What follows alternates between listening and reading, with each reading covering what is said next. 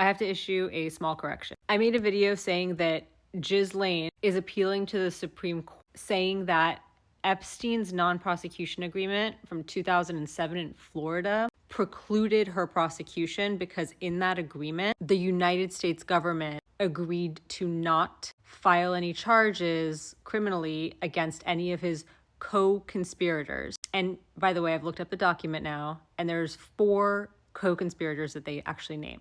Ghislaine's not one of them, but it says including but not limited to. Now, in my video, I said that this was a Florida agreement because no charges were ever filed federally in Florida. There were only state charges filed. Imagine my surprise when I look up the actual non-prosecution agreement, and sure enough, it's an agreement by and between Acosta and Epstein.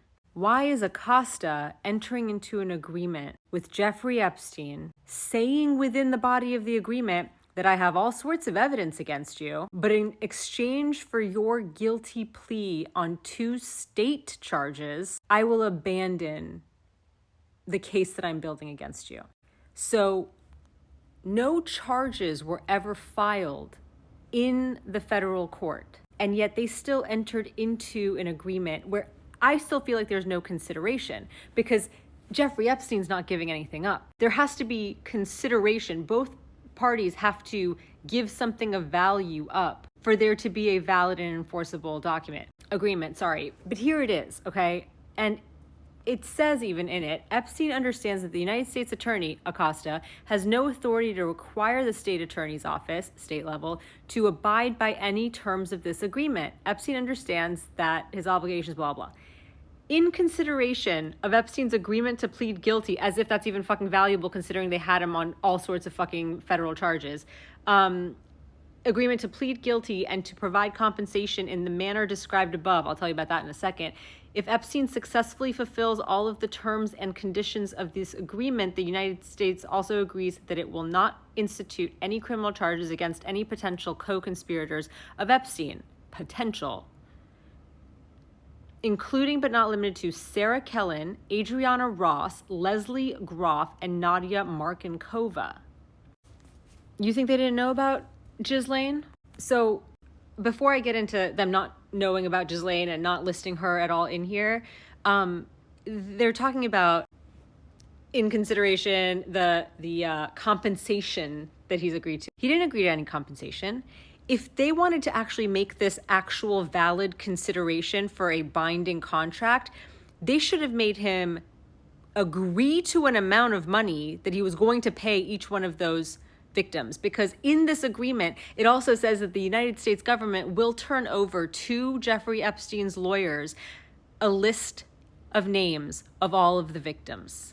And if those victims choose to participate in some negotiation for some sort of compensation, the United States government, Acosta, will pick a lawyer that Epstein's lawyers are allowed to, in good faith, approve or disprove, who will act as their representative. And Epstein will pay for that lawyer representative that Acosta chooses. One lawyer for the entire group of victims, to then enter into negotiations or a lawsuit. That's not consideration. How is this a valid contract when Jeffrey Epstein literally gave nothing up? Because what was the alternative? He doesn't plead to the state charges and then the federal charges go forward? Because that's what this document says. In exchange for you taking this plea to these 2 counts, then I will cease my prosecution efforts on the federal counts. Okay, so he could have just said no, and then you could have proceeded on the federal counts. This deal is not just sweetheart. It is literally one-sided. And if Epstein's not giving anything of value up, then this contract is not enforceable, in my opinion. But that's up for debate. The other thing, though, that I think is highly debatable is the fact that this document contemplates any and all co-conspirators now to eternity for any acts that he would do from any time to any time. You can't continue your criminal activity after you enter into this plea and then say your co-conspirators after that date are still immune from prosecution. That's insane. And this whole clause is insane. How could it possibly be enforceable? Also, it's vague. co-conspirators, but to what charges? I would assume it's to the 2 counts that he's fucking pleading to, because we haven't defined all of the other counts. And if none of the other counts are listed here, then it just has to be the activity that was defined, which is the 2 fucking state counts. And if Ghislaine Maxwell is not mentioned or listed or at all contemplated anywhere in the investigation, she wasn't being presented to the grand jury, blah, blah, blah, to the point where she's not even listed here, then I don't know, maybe her involvement didn't start until after 2007. Of course, that's not true. But still, if we're going to say that this holds water, she's not immune from prosecution for the activities that she was involved in after 2007. Anyway, this whole thing is fucking bullshit. And someone needs to explain why this deal happened. There was literally nothing in it for the government, the federal government, to drop the charges. They didn't even negotiate a restitution amount.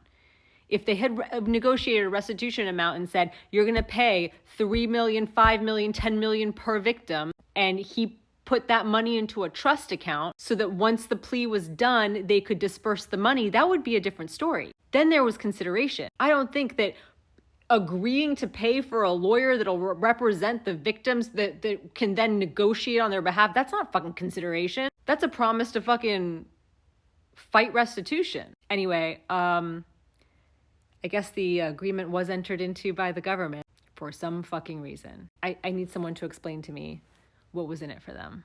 A bunch of willing victims willing to testify, a 52-page indictment, 36 identified victims, and you let it all go for the promise of taking a plea to 2 counts on state charges and promising to never prosecute any co-conspirators from now until eternity? The fuck are you talking about? Anyway, I still think that line is vague. I don't think it should apply.